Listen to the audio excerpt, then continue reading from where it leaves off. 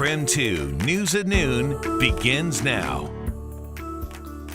And Spokane City leaders are set to vote on a new shelter for people experiencing homelessness. We have more on the proposed location of that new shelter.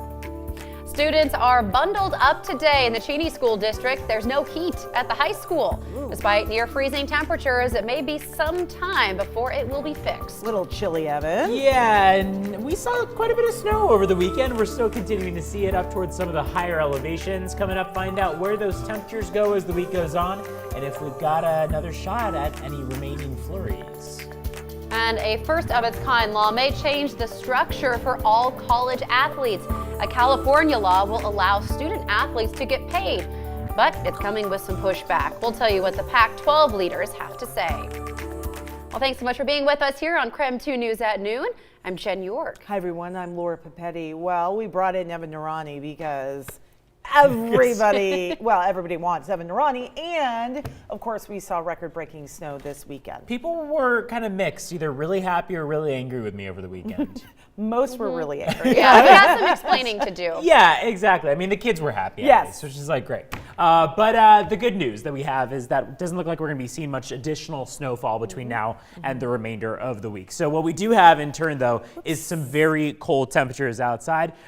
This freeze warning was in effect this morning, and now we've got it again for your Tuesday. So this will go into effect at 2 a.m., continue all the way through 10 a.m. on your Tuesday, everywhere highlighted on your screen there, basically because of those sub-freezing temperatures. Now get this, tomorrow morning will likely be even colder than this morning, even though those afternoon temperatures are slowly warming up. Here's where we are right now. Still pretty chilly outside. Most areas only in the 40s, 41 in Spokane and Coeur d'Alene, 42 in Deer Park, 47 in Grand Coulee, and 45 in Wenatchee. Afternoon highs are probably going to make their way just to the upper 40s, I'd say. We're going to likely see a peak high temperature in Spokane of about 49 degrees. Now, snow flurries still popping up along the way. We're seeing them occasionally. Otherwise, though, we're going to be generally seeing drying conditions overnight and into tomorrow. So we know it has been quite the weekend, right? And we're continuing now to see some drier conditions at the lower elevations. But up towards some of the higher elevations, we've seen plenty of snow, and that includes up at Schweitzer Mountain.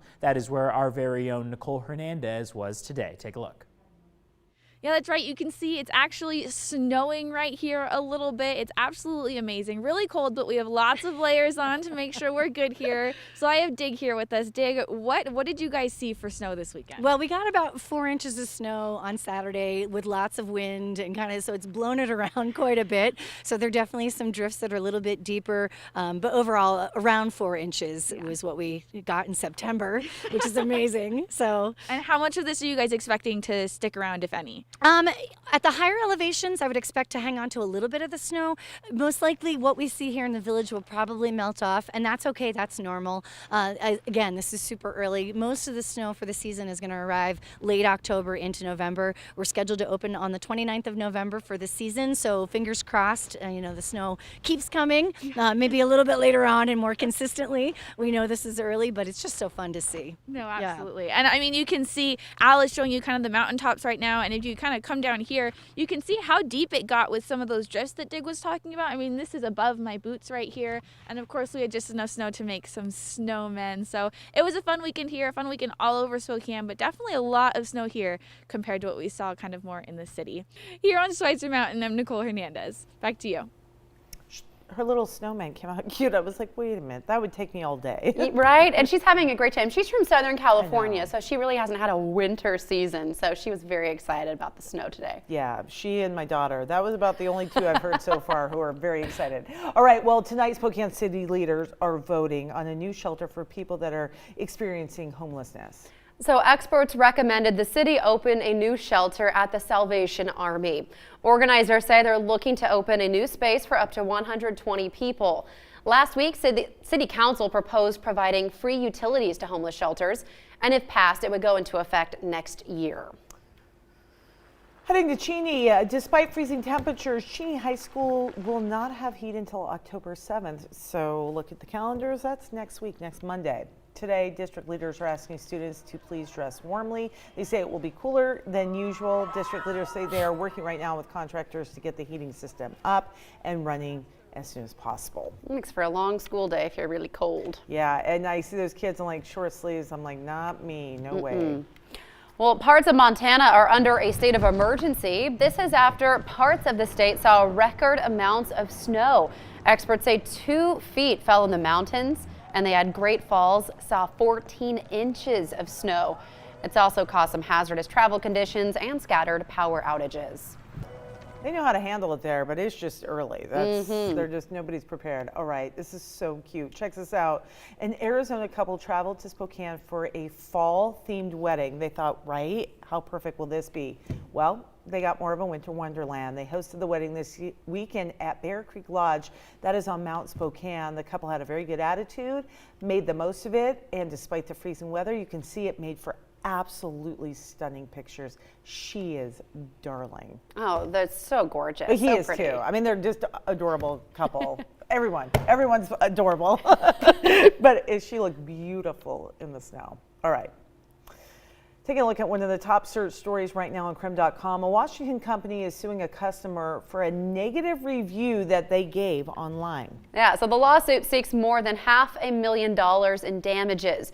The Vancouver business owners say the Oregon man's comments cost them sales. The lawsuit claims the customer started a Facebook page to vent about the company, and company leaders say the statements are false and inaccurate. A judge is allowing the company now to move forward with the defamation lawsuit. All right, talking today about something that has some statistics that are very, very startling.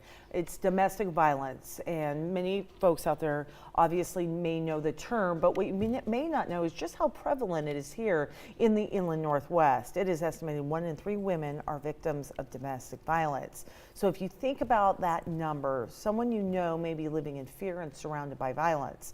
Domestic violence is the #1 call to 911 in Spokane County, and oftentimes kids are witnessing the violence and feeling the impact. So KREM 2 has committed to doing something about it. We, along with other local TV stations, have agreed to air a locally produced documentary tonight called End the Violence. It is the start to beginning the conversation and hopefully to eventually reducing the numbers. Here's a look at a preview. The one person that you would think that's supposed to be by your side, you think that they would help guard you, not hurt you. She was on the pavement, unrecognizable. She was bloodied and beaten. He was there to kill her. I never did anything right.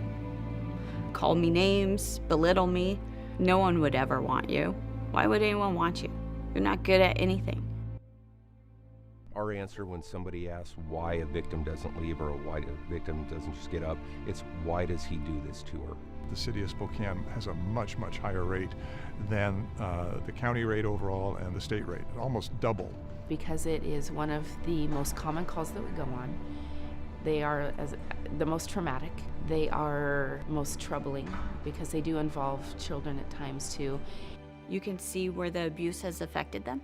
It's affected the way that they respond to things and the way that they handle things. The officers in our unit will go into the jail after an offender has been arrested. This is just a little portion of the trailer that we're showing. The group that put this effort together approached the media, asked if we would put it on the air. KREM 2 immediately chose to be part of this conversation. It's not about solving the issue tonight, but it's about making a commitment. So we are airing it tonight on KREM 2 at 7 o'clock, and then we're asking people to visit the website, Spokane, endtheviolencespokane.org.